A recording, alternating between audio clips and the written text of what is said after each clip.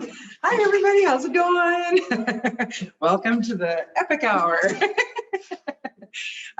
Today is construction tips and tricks. So we're super excited to bring you this one because we do a lot of construction on property. Well, we shouldn't say we, our team does. And there's so many things that a lot of people don't know about construction, or we find a lot of people don't do construction to the level a place should be.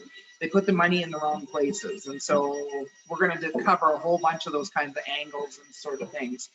This is Bailey. Rochelle just got here, so we weren't sure. She was running a tad late, but it's all good.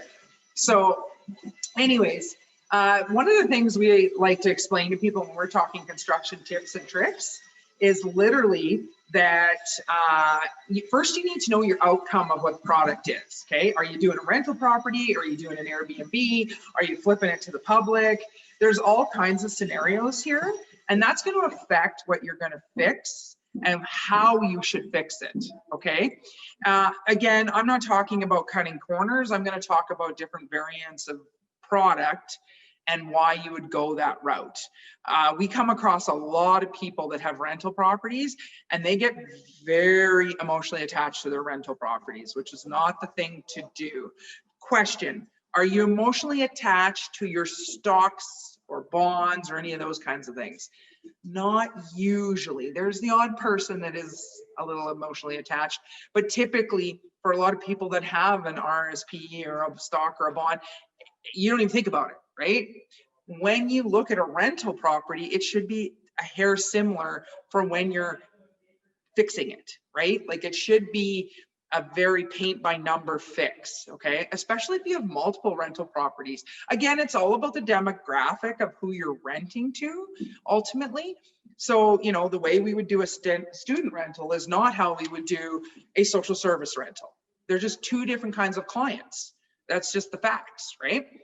So anyways, one of the big ones that I partake in is our rental properties. I typically come in and help figure out what are we putting here, what are we doing there. And in most rental properties, less is more. Do you know how many color schemes we have for rental properties? 2. That's it. 2. Exact same paint colors in all of our houses. They're either a gray theme or a beige brownie theme. That's it. That is it.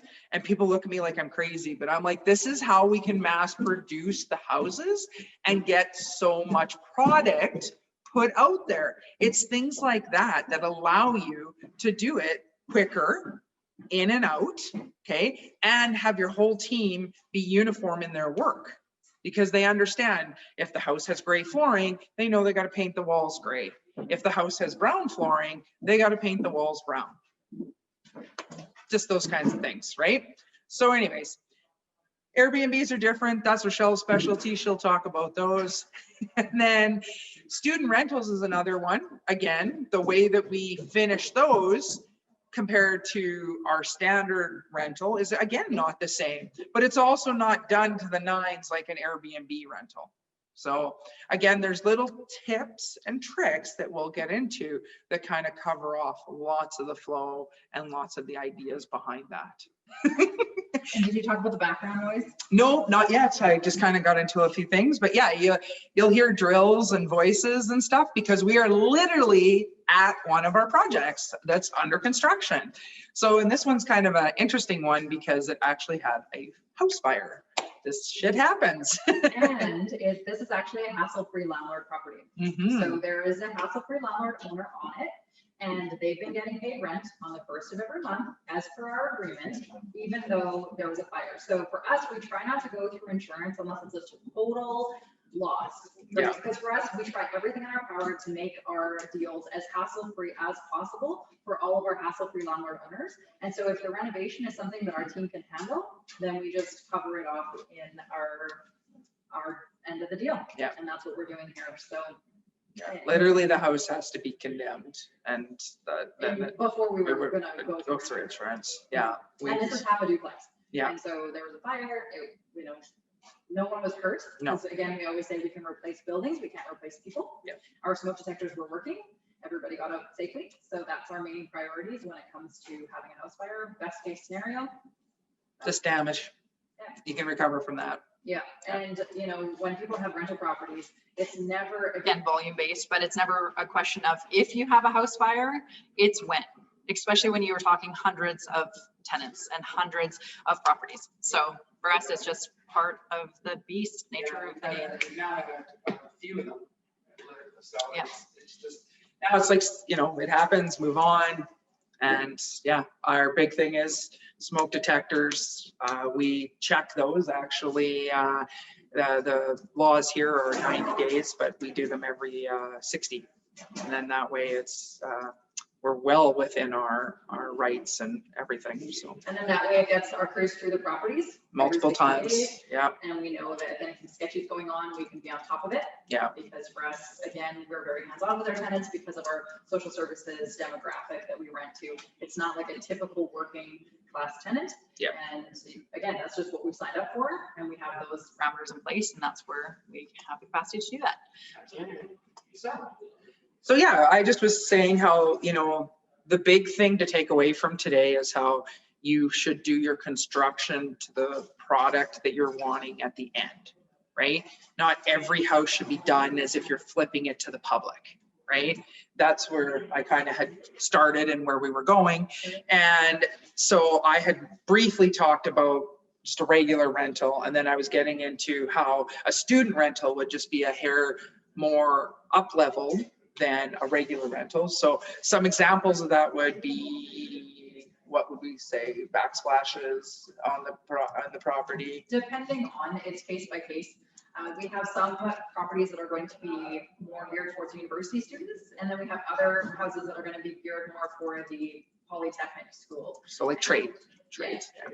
So for there, again, it's more safe, sound, secure, but there, we might have to have extra fridges or extra freezers, because depending on how many bedrooms we have in the property, we want to make sure that everybody has a comfy enough position where they can have their own cupboard space, they have their own storage in the freezers, the fridges. We want to make sure that there's at least 2 bathrooms, if not more, then that way There's not one, 4 people waiting for one bathroom. That just doesn't really make sense, especially when they're all heading out around the same time to get to their classes.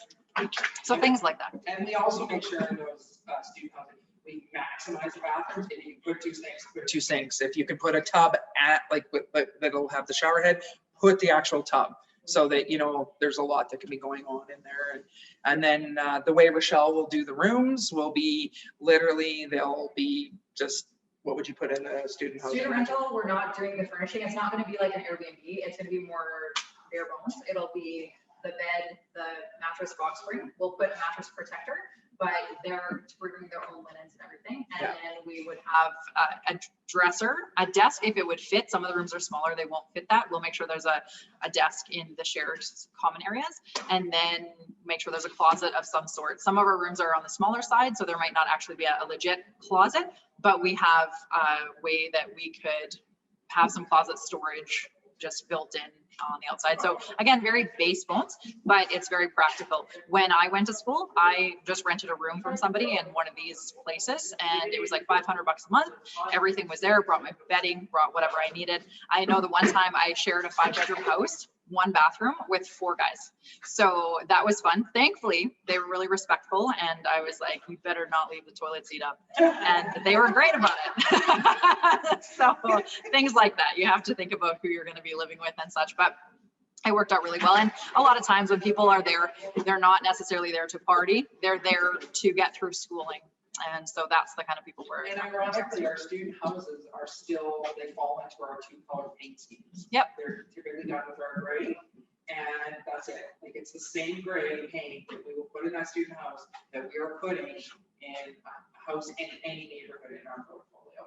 Yep. And I think that's something a lot of people, that something as simple as that, minimize your product that you're using in these houses. It's boring, it drives Rochelle bonkers, and it's boring as frack, but on the product, productivity side, it's amazing when you literally use the same thing over and over and over and over. Yeah, I mean, we've even done this on our flips though as well, where, and I actually was going through notes and I found on our first ever flip we did, we had 5 different paint colors. Why? Because I'm insane.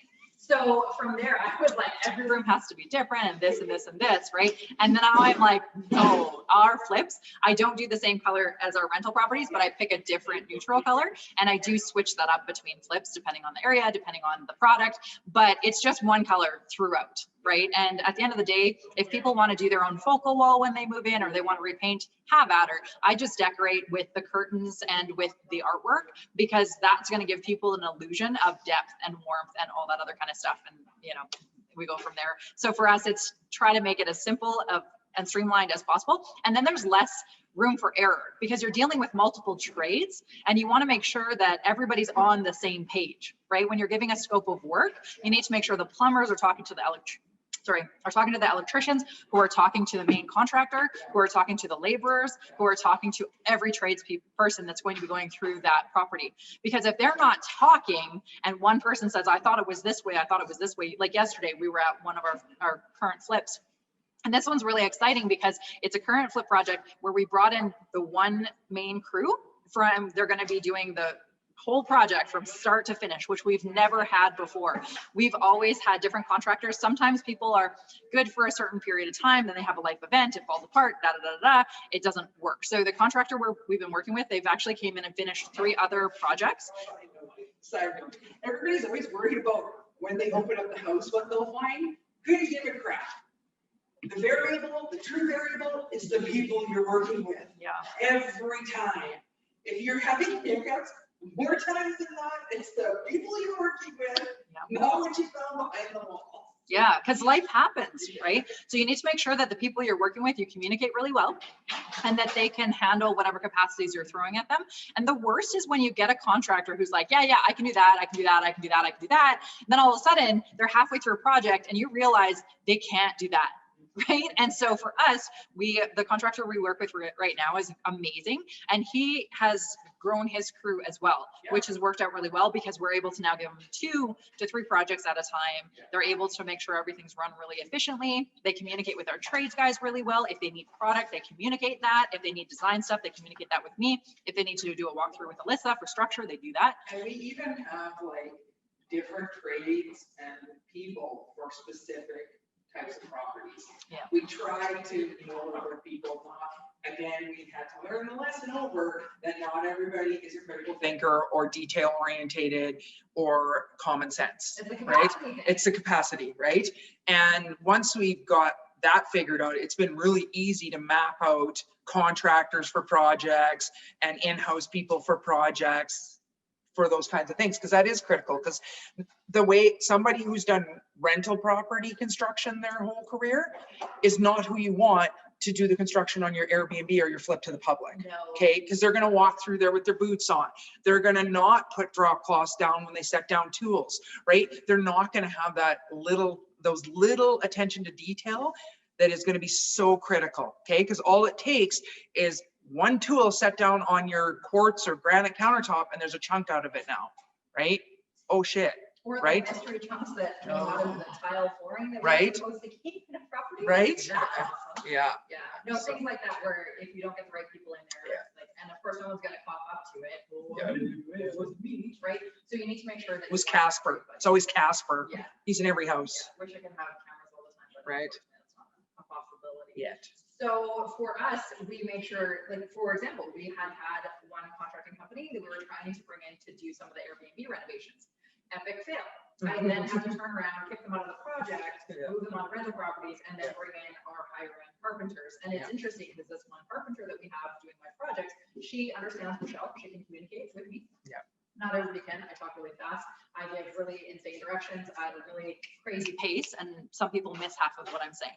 Right. So again, clarification. I'm like, do you understand the words coming out of my mouth? If not, please tell me what I'm missing and we can go over it again. But this contractor carpenter is just on it, totally gets me. And I'm like, okay, this is the person I trust for my projects. And so I give her the punch list. She goes in, cleans everything up. She communicates if there's any problems. She's missing any materials. She has any clarifications needed. It's great. And so for that, that's where I'm like, okay, I bring her in for damage control. I'm like, here's where we're at. Just, you know, tell me when you need another project. Tell me if you need any supplies, materials, questions. We go from there. And it's great. I don't have to worry about it. It's all running smoothly. Yeah, common sense is not a training, like it's not a skill you can train. It's either people have it or they don't. And so when we break out common sense, that's the attention to detail, the ability to stand back and go, ooh, I got to make a phone call on this. I'm not exactly sure. Not just walk away and go, meh, whatever, I don't care. It's no, I'm going to make a call on this, or I'm going to ask questions, right? It's a lot of asking of questions. And that is something that we find is lacking in a lot of people, right? So, and I will never, unless somebody asks the same question twice, then I'll move on. But if there are people are asking questions just for clarifying, I will never get mad at somebody for asking the questions. I will get mad at somebody for not asking the questions. Yeah. So again, you know, some people Were like, well, I was scared to come to you. And I was like, that's dumb. Like, if it was a real question that you needed an answer to, I live on my phone. So text or call, and we can get through it right away. And then you're not wondering or assuming, because we all know what assume stands for. So, okay, so if you break it down, if you assume things, you're going to make an ass out of you and me. oh, I like that. Yeah. That's a new one for me. Oh, I didn't know that. so that's why we don't assume. Like, that's why she says, you're stupid. Yeah. Anyways, but. Do we have any questions from anybody in the audience? No. No, everybody's good. All right, go. So let's go back to rental properties and kind of dive into that, or do you want to go into these questions? Okay, let's do a little bit about rental properties, because I would imagine a lot of people on here, that'll be the bulk of who has questions or interests. So there's some key things we do. Again, not only do we use the same paint colors, but it's literally the same flooring in every house. It's vinyl plank, folks. That is what we use, and it goes in every room, the bedrooms, the kitchen, the bathroom. Why? It's waterproof and it's fairly indestructible and it's easy to repair if it gets damaged. But we have tenants that are hard on shit, like hard, and we have yet to have it really truly be damaged. So we're impressed by it. Yes, it costs more than linoleum flooring. The problem with linoleum is the minute it's damaged or has a hole, you got to redo the whole thing, right? And we were running into it. We tried patch jobs, fail, epic fail right there. So really, I would honestly, that would be probably one of my biggest advices to anybody with rental property. As much as everybody likes carpet and it feels homey and all the things, go with a laminate flooring. You can always vinyl plank, sorry. We used to do laminate. Yes. Laminate is too easily damaged with water and moisture. Yeah. So no more laminate. No. We do vinyl plank in everything. We do this in our flips as well. Yep. Because again, I'll put a big cozy area rug, and then all of a sudden people still get that warm, comfy feeling. But it's the same with your Airbnbs. It's the vinyl plank, and then she just turns around and decors up the floor. Like it just, you know. It's just so durable. And it's the same thing when we used to do back in the day when vinyl plank was very expensive compared to laminate products. We used to do laminate in all of the main areas, and then we did carpet in the bedrooms, and then we have to do either linoleum or tile in the front entryways, back entryway, porches, kitchens, bathrooms, because of the water and the potential damage, right? And so for us now, if we have a one-stop shop where it's just all vinyl plank, all one type of flooring, yes, amen, let's do this. Yeah, even on stairs, like it's universal product. It's amazing. And and you can get so many great colors, textures. It's awesome. So. Yeah, it's definitely the way to go in this day and age.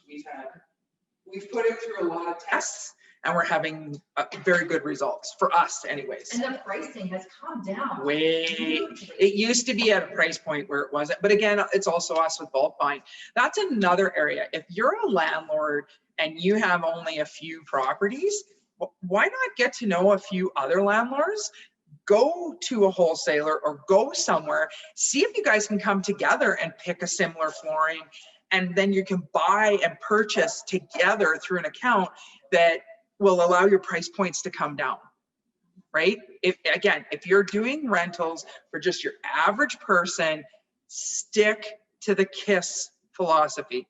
keep it simple, silly, because the hours into making something higher grade and all the things isn't going to more than likely pay off. Again, if you're doing an executive rental, to me, that falls more into an Airbnb, right? But very few of us are doing that. Most of us are doing them for a family or a single parent with kids, or, you know, a couple, right? So going and putting a really high-end backsplash is not typically going to make or break a house.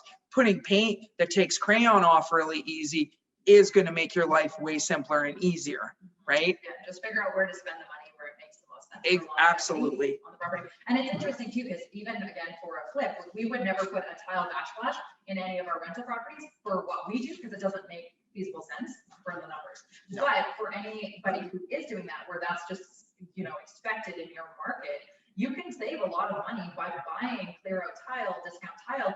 There's ways that you can stretch a dollar. So for us, I buy a lot of lot clearance stuff on Kijiji, and I just keep it at the warehouse because we have the luxury of having the space to store it. And the last 4 kitchen backsplashes I did, I actually was able to repurpose used Tile that we already had, that I'd already paid for, that was left over from other projects at our houses. Now, again, I wouldn't do it in a flip, but for an Airbnb, it was fine. And I just took bigger tiles and I used a mosaic trim in the middle, and it made the dollar stretch so far because I just had to pay the labor, right? So again, if you don't have an eye for detail, or you don't know how to make sure that you're able to stretch a dollar, then work with somebody who has that skill set, and you will make so much more money on your end product if you're able to figure out where you can squeeze that dollar down and don't spare the expenses on the necessities. Yeah, absolutely. Another area that we do over and over is the same baseboard and casing. Literally, it's the 3.5 inch high by 1/2 inch thick, straight edge, super simple, clean lines. And I mean, you guys have seen our videos of our properties. They don't look bad. They're just very simple. And that is a huge one. Now, here's a tip. If there are others out there, bugs are a huge issue with rental property. I don't care who you are, where you live. It doesn't matter. There are bugs, and you at some point as a landlord are going to have to deal with them. Okay. So one of our tricks is the baseboards. We not only caulk the bottoms, we caulk the tops. The entire baseboard is sealed. Again, the less places for bugs to kind of get into or hide, the better. So that's again, and again, doesn't look bad. Again, you guys saw our house. They don't even notice it, right? But that alone stops them from being able to have access to your walls as easy. That also helps with water as well. 100%. If you're able to not have water go into the wall, That's and you right. can stop it, and it just wrecks the baseboard. Baseboard's super easy to replace. Absolutely. And your vinyl plank floor is not going to get damaged because it's made to withstand water. And we've had them underwater, like in basements and stuff. We've literally had sewer backups, and we're like, oh damn, let's see how this looks. So vinyl plank, you obviously have to pull the flooring up to let it dry. Yeah, dry, but And then the minute it's dry, you put her put it down. back down. Yep, it works really, really well. Absolutely. Another trick is we do all the same lighting. We literally we buy the Home Depot contractor packs. There's the 3 bulb and the 2 bulb. They're what I call them tit lights from the old days when they used to have them and they had the nipple. Anyways, They don't have the nipple. no, they just stick sides, right? Domes, right? So anyways, those are phenomenal. And they literally, Home Depot, they kind of hide them in a back corner. And there's literally, depending on the size, there's either I think 4 in a pack or 5 in a pack. It's 4 or 6. They're both 4 or 6. Right, yeah. So you're either paying $10 a light for a 2 bulb or $15 a light for a 3 bulb. How could you even go wrong? Yeah, it's awesome. And then bulbs, we've gone to all the LED bulbs. Again, honestly, we ran into, again, our hood training, but we ran into people were constantly taking the bulbs out so they could use them for all kinds of things. We were shocked what people would use glass bulbs for. Yeah. And all kinds of things. It was bizarre. So LED doesn't throw off any heat. They No. don't use any parts of it, so they just leave them. Yeah. So it costs us a little bit more to buy them, but they don't get stolen when they don't get wrecked. And they last so much longer. Yeah. Yeah, and so we, that's a huge one. The other thing we do too is all our houses are the Decora plugs. We go straight up white Decora plugs. So when we're talking, and switches, and we don't have any of those here, but those are the light switches that are kind of the wide ones that are real skinny, or not skinny, flat, and yet the rectangular ones. And so we just buy those in bulk and then we switch them out. And there's reasons for that. Again, it's a really almost no cost item to make your property look that much better, right? And on a flip, Yeah. even if you don't put in a new panel, Yep. people get this illusion that the house is brand new wiring. Yeah, it's great. Okay. Sure, it works. Yeah. We do actually, when we look at our rentals, we put more money into the things such as the electrical, the heat, the behind the wall stuff than we do on the pretty stuff, the lipstick as it's called or referred to. And there's reasons for that. We're more interested in the property lasting forever than looking super pretty. When it comes to it, it'll still look good. It doesn't have to cost a lot of money. It doesn't. No, I mean, we do our kitchens and here's another one. Again, if you can get a group of landlords together, we work with a kitchen builder, cabinet builder, who custom puts in all our kitchens, and it's one price for every kitchen. It's a flat rate. It's a flat rate. Amazing deal. Yes. And they're in and they're out, and we have two colors for those kitchens. That's it. We have a gray one and we have a white one. We put the same handle, and he picks the countertop for our rentals. Unless it's an Airbnb or unless it's a student rental, he picks, and we just give him a variance. It's like, you can kind of go whitish, a neutral, whatever, cream, whatever, because we don't care. It's a rental. Because again, think about this. If he can go in and negotiate on that piece of quartz and get a bulk rate that he knows it's within our range, then he can save some money up front, and then we don't care because it's safe, sound, secure, and it's within our scope of work. And at the end of the day, he gets his kitchens in and done custom within 3 days. Yeah. Like, who gets that? And we did this by design. Yeah. But we don't have an IKEA here. So I know a lot of people are in bigger markets where you guys have an IKEA, and it's easy to just go get your contractor to go pick up IKEA cabinets and go and install a kitchen. That's not feasible for us because we have to custom order it. We've done that before. We tried. There's always parts missing. It's just brutal. It's not like you can just run to the store and go get what you're missing. It takes weeks, which can hold up your entire project. So for us, this is why we ended up making this agreement with a kitchen cabinet installer. And this came because of our alliances. Yeah. So one of our biggest wholesaler contractors that we work with, he had gone in and built this partnership with this company and said, okay, this is what I'm building. You have to give the same deal to Epic Alliance. And we were like, hey, right? And honestly, what it came down to is he asked us for a minimum order.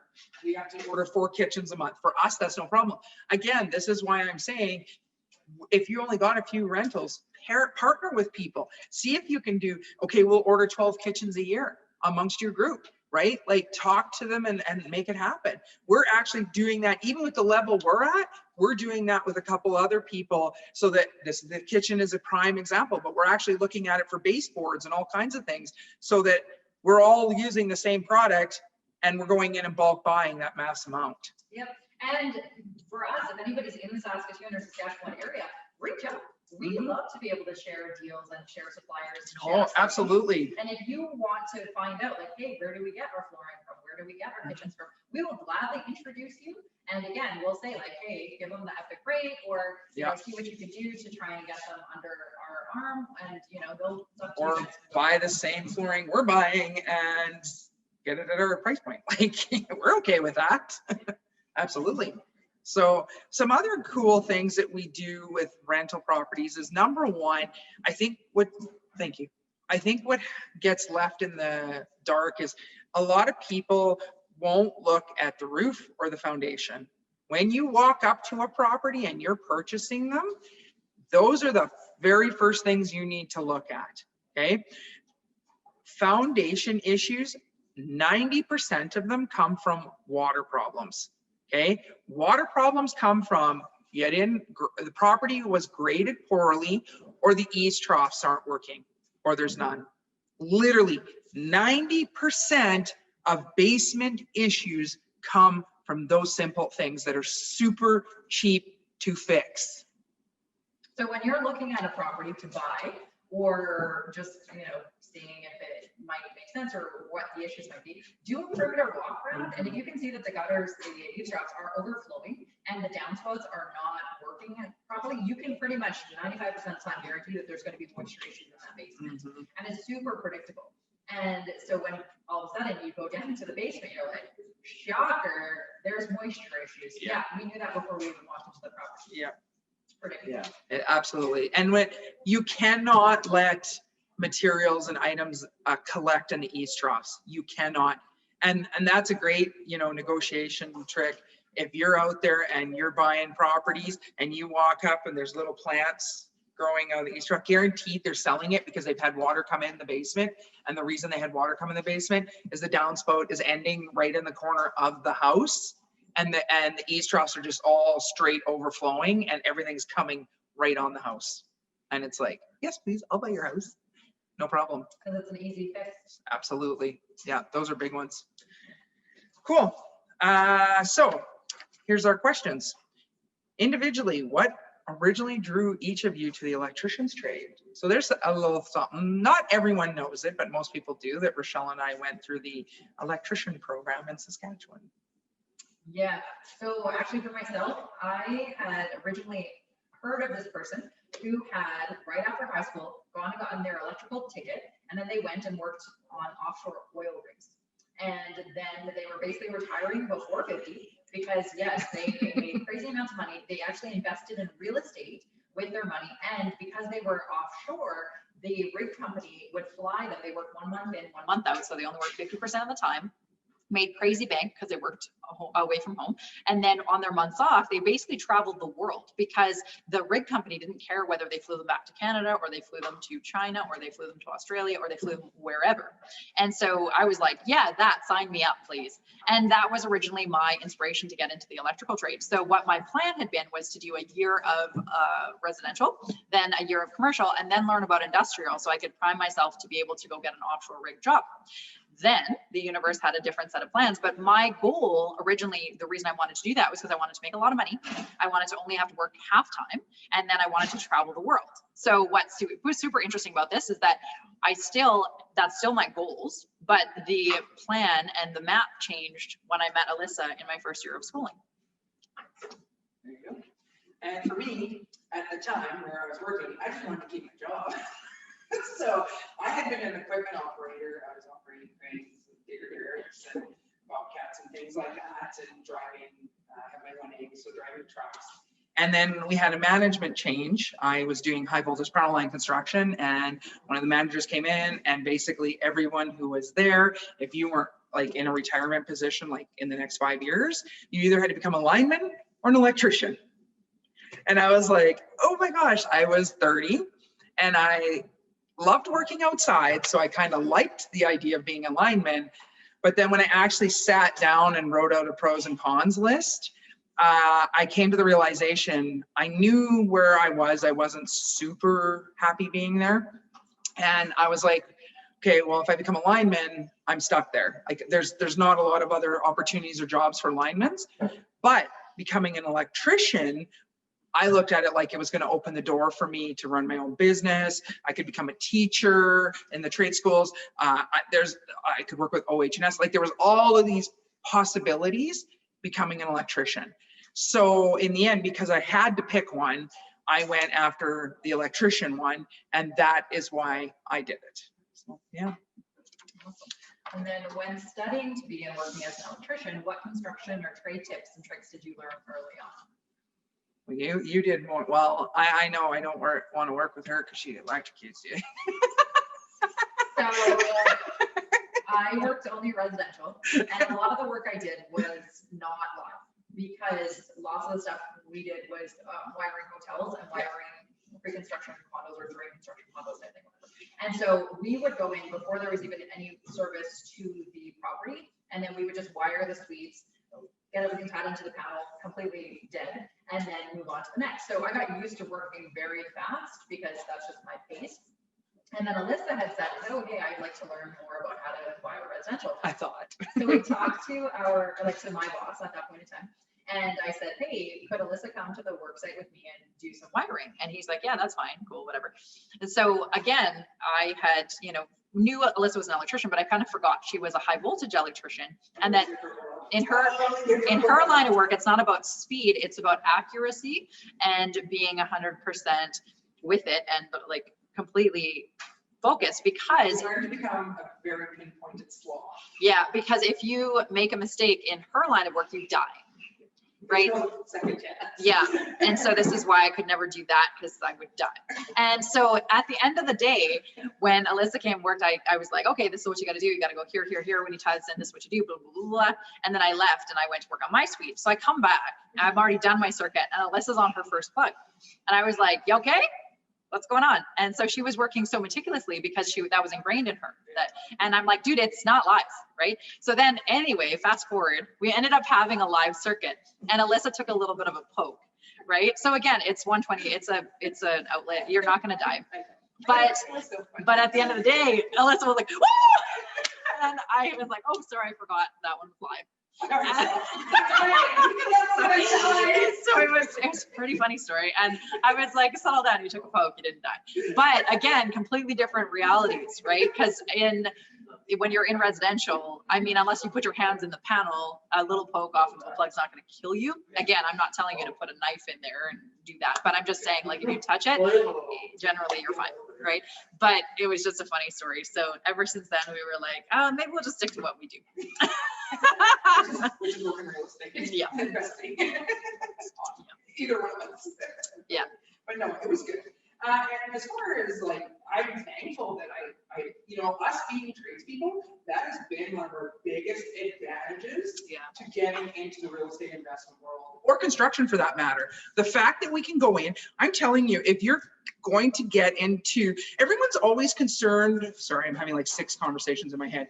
Everyone is always concerned in the real estate investment world about learning all the ins and outs of selling houses, blah, blah, blah.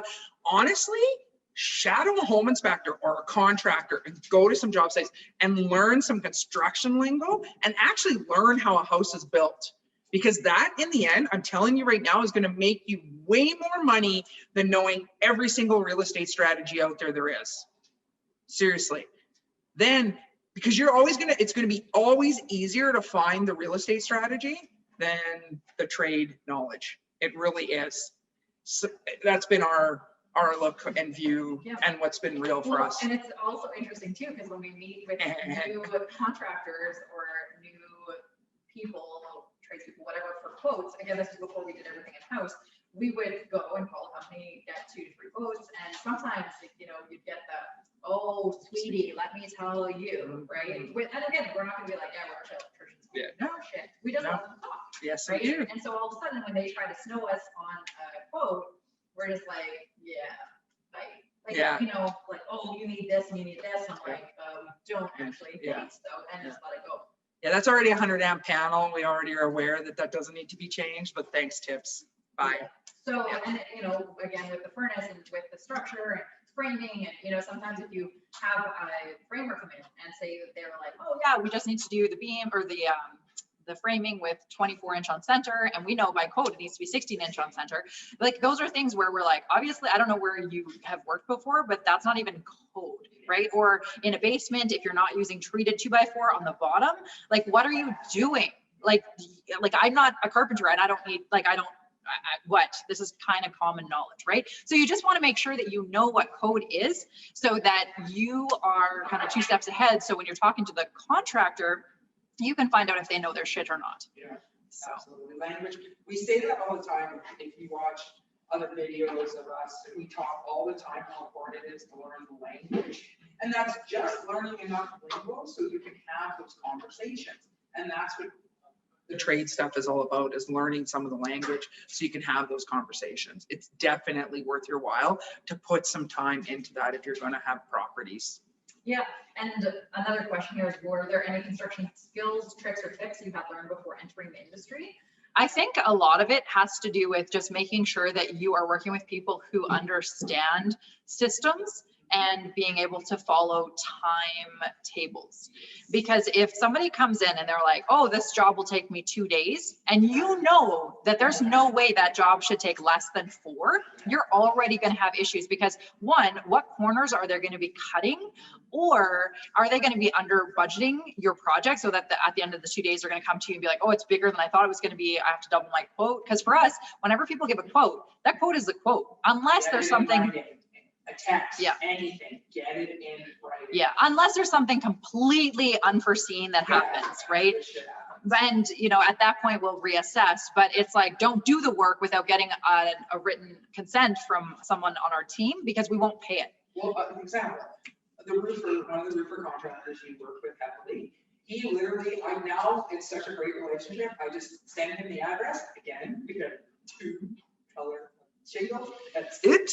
And if there's extra that he has to do beyond what is just the standard scope of just do the shingle, all he does is send me a quick few pictures saying, I came across this, just letting you know I'm going to fix it. It'll be about this much.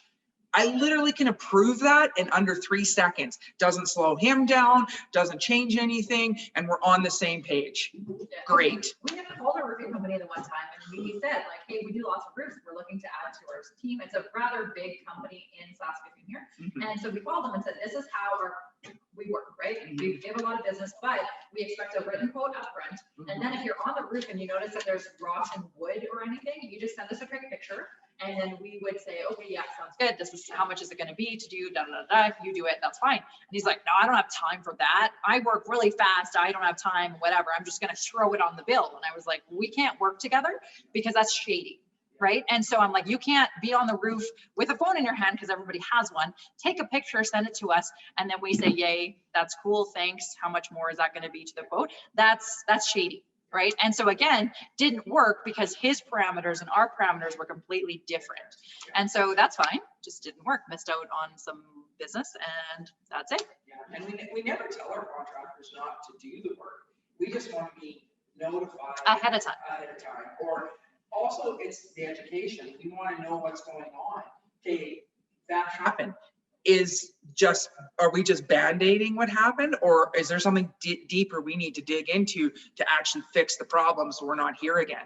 So actually another example of a construction tip that we do on all our rental properties, if the house needs a fair bit of renovations, if there's a bathroom window, we remove the bathroom window, and we always put a bathroom fan in.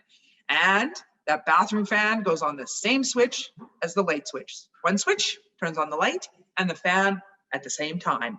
And the reason for that is one of your biggest killers of rental properties is moisture, especially a lot of ethnic groups cook, and there's a lot of them boil their food, or they're heavily, there's a lot of water they're using to cook. And by having a bathroom fan that comes on all the time, it helps alleviate that moisture from collecting on the roofs of the kitchens, the bathrooms, when they shower, all those kinds of things. Because water will just cause and wreak havoc on everything. So that's another good tip and trick that we do with all our properties. Always wire your fans into your light switches in your bathrooms. Yeah. And we don't do that on flips. No. So again, no, this is a rental for our tenants, because usually they won't turn on the fan. Yeah. Because again, if there's mold or something that happens, what do they do? Right? You know what? We do it on even our east side property houses, because you know what? There's a lot of people out there that just don't turn the fans on. And really, even a half hour of a fan running, 40 minutes, it'll just about repair and fix everything, literally, for moisture issues. Oh, 10 minutes. Holy crap. So I'm wondering if we should do a quick tour. Yeah, sure. I can do that. Maybe we can get some of the trades to introduce themselves. We can try. We can try and embarrass them. This is just the power, right? I can pull this one, right? Yeah. Okay, just making sure. All right, all right. So as you can see, looking at this house, you can see this house has pretty much just about basically been gutted. We removed everything because it had a fire. You can still kind of see the smoke and stuff on the walls. It hasn't been painted and everything. But here's an example. No, is that laminate or is that, nope, that's vinyl plank. So you can literally see this vinyl plank. Look at that. If you just went and washed this, look at, most of it's good, right? So again, we are going to change this one because it had a fire. But if you look, compared to most floorings, this had water on it. This has had smoke damage, all kinds of things. I'm just blown away at how indestructible that flooring is. So it is worth a little bit more you're going to pay in the end. So we'll be putting a new kitchen in here. Everything will be done. Honestly, it's a straight design. They're really simplistic. We kind of go with the same mapping in just about every house for all of these. The sink under the window, fridge on one side, stove on the other, and good to go. This is the Decora plugs we were talking about, just the flat, and they're the same kind in every house. Simple, easy peasy. So we had to open up quite a bit of this house. This is where the washer and dryer will go. Hey, how's it going? Hi. You're painting or? Yeah, it's painting the primer on the walls. Introduce yourself. Oh. Say hi to TV Land. Hi, I'm Mark. And then this will be the bathroom. So you can see we got some insulation there that's got to come out still. Just, you can see this is the kind of thing that happens with smoke. It collects in the walls and stuff like that. So yeah. We made sure we opened all the wiring, made sure everything is good. We wanted to make sure that the house will be safe, sound, and secure. Again, very simple lines, nothing too crazy. But the bulk of the damage was in the basement. Mostly up here, it was just smoke damage. So you just have to open up quite a bit to remove, and water, because when they hose everything down to make sure. But as you can see, everything's looking good. We'll go to the basement where the majority of the work. We had to do new heat, new heat, and I believe hot water heater. So pretty much new basement. And again, you have to remember this is on Epic, not the investor.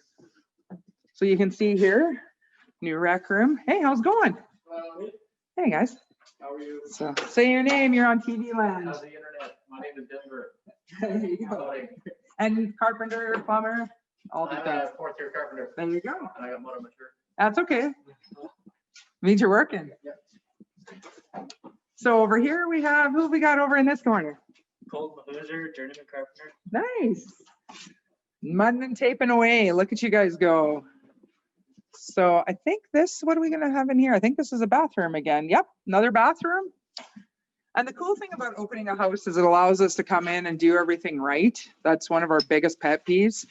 I'm sure the guys could go on and on. They open crap up and then it's like, what the heck? Who the heck? Why the heck did they do that? Right? Who we got here? Tyler, plumber. Plumber. There you go. I can't recognize y'all with your masks. It's all good. Always, second-year carpenter. Nice. Brent, fourth-year carpenter. There we go. And so back here is actually where the worst of the fire was, if I understand correctly. This was one of the bedrooms that the fire started in. And you guys had to actually bring a beam in, did you not? Yep. Yeah, that was quite the undertaking, right? Yeah, but where is that located? It's all covered now. now. Yeah, it's all hidden. We didn't get to see it, but yeah, they literally had to put a beam in, engineered beam. So it was quite the undertaking, but yeah, literally, there we go. So when we say that we're not going to come after the investor unless it's literally a total write-off, we're not kidding. We had to put a beam in, new furnace, new basement. We're just about got this house. But the house was still solid and structurally safe other than the beam adjustment. But literally that was because some of it was charred and the engineers literally go very, very over because they have to put their stamp on things. So yeah, and we were like, hey, whatever, let's do it. And there we go. So yeah, so it's going to be awesome when it's done. It'll be our nice clean product that we love, and happy hassle-free landlord owner here because he and she are gonna have an amazing product in the end. Not that it was good before, but now it's going to be even better. There we go, brand new hot water heater, brand new furnace. And this is also we're blessed that we got big enough that we were able to start bringing the work in-house. Not gonna lie, the price point is definitely cheaper when you can have your own team members doing the work over contractors. But again, it's all variant on the stage and where you're at, because ultimately you gotta price it out. Can you keep someone employed full-time to make that work? So there you have it. Another project by E.P.I.C. I'm not sure if I'm there, so I don't know if we got a few more minutes or they are just killing it down there with all the mudding and taping, and this one's motoring along. Awesome. We got pictures here. Is this house? No, one of them, the strict one's Keely, Oh, and the nice one's on the property that we were at last week. We wanted to highlight the baseboards, oh, okay. flooring, the light fixtures. Well, this is Keely. Yeah. Oh yeah, so we were talking about, I don't know if you can see that in the picture, but there's so, there? Yep. There, you can see how there's caulking on the top of the baseboard, and then we just go with a clear one on the bottom. You can't even tell that's done, right? That's how it should look after, but yet that'll save you so many headaches with dealing with tenants, regardless, whether it's kids that spill a drink or anything, it's just gonna save you money in the long run. We got so much cool stuff here. That's the finish. Yeah, this is again, this is straight, simple rental property bathroom. Really simplistic, right? Nothing fancy, but everything is done right. And this will rent in 5 minutes here. Could be good. Oh, sorry. Did they see that? Did you guys see the baseboard too? Sorry. And then, 3 bulb lights. We were talking about, there you go. See? And we actually do these in the flips as well. Yeah. But I spend money in the dining area, the kitchen, and the bathrooms. Yeah. Even at that though, I go to the lighting places, and I look for discount lighting. So here's an example. Rental property. Didn't box it, didn't anything. It's there. Nobody cares. No one in a rental property, for most families, most homeowner tenants, they are not going to look at that. That is literally in this picture above that cabinet right there. Do you really think when everybody walks in and sees this that they're going to see that? The odd person, but for most tenants, they will not care. This is our rental property we were in last week that we filmed in as an example. And this is our flip that we're working on right now. This is us taking it down to the studs so that we can upgrade everything and do everything properly. We really have a name for doing things right. This is why we got so frustrated with the other contractors, because we do take things down, fix it, and make it right, because we can't handle how many screw ups there are on properties from homeowners. I'm telling you, just stop pretending that YouTube is the way. Just please bring in a professional, please. We beg you. So yeah, which one's this? Is this Keely too? Yeah, this is, yeah, that'll be gutted. So it's just in the process, but we have to leave. This is another thing we always, in our projects, we leave a functioning toilet so that everybody has the ability to go to the bathroom. You shouldn't have to rip it all up, both bathrooms out at once. You should be able to leave one typically there. So yeah, and then this is Keely as well, right? Yeah. Yeah, so this is where we're gonna add, this is all dead space that was in the utility room. And what we're actually doing is there was a small, teeny, tiny, useless den. So instead of this all being in the utility room, we're actually gonna push the little tiny den room into that utility room and eat the space up, because we can. It just makes more sense than leaving that just dead space that nobody will use. It was a massive, like 10 by 10 area. We try to make things as functional as possible, and a large mechanical room isn't functional. Yeah, and this is cool because we're changing the furnace and stuff, we can literally pull that chimney out, and now we're going to be able to make that open concept, right? So in the end, that's worthwhile. Now, again, as I was coming up the stairs there, I mentioned about how we can talk to people about having some people hired on, and even a good handyman, and when I say good, I mean someone that is actually good, you know, you can go a long ways on renovating and doing things and repairs. And sometimes it's worth having that person on staff instead of just always trying to deal with a contractor. This one is the one main bathroom at Keeley. So there is not a master ensuite in this house, and we do not flip a property unless we can get some sort of washroom in the master. So in this bathroom, there was no good way to be able to add a ensuite. So what we're doing is we're making this bathroom into a Jack and Jill. So we're going to be adding an access from the master into this bathroom. We're going to be gutting the bathroom down to the studs and building it back up. So again, not as great as a private ensuite, but it was very functional. And for us, because there's still an access to a washroom in the master, it'll generally sell really quickly. Yeah, So we've for done it a few times. It works well. Yeah, again, just because we always try to add an access for an actual separate washroom when possible. This one just didn't pan out. It wasn't feasible for the price point and everything. So I think it's going to be great. We'll get a really big vanity in instead of having two small spaces and whatever. So for us, Yeah. that made sense. So Yeah. Another quick tip. Here's the same tub surround in every house. Very simple, nothing fancy. Oh, and by the way, I don't think we put that in, but usually we put the screw on curtain rods, not the spring loaded. We always put the ones you actually screw right on because the spring loaded ones are a joke. generally And- people hit their heads. And put the curtain rod, because if you don't, a lot of times your tenants won't. Again, these are our low income tenants. Yeah. I'm not saying average person. Yeah. Okay, so thank you guys so much for Yeah. joining us for this week's Epic Hour, but we'll talk about next week. So mark your yeah. calendars. So next Wednesday, December 16th at 12 p.m. Sasky time, 10 a.m. Pacific, and 1 p.m. Eastern. The topic is working with contractors, third-party retailers, and build buying. So we'll see where we come to you from next week, but in the Mhm. meantime, Stay stay epic. epic.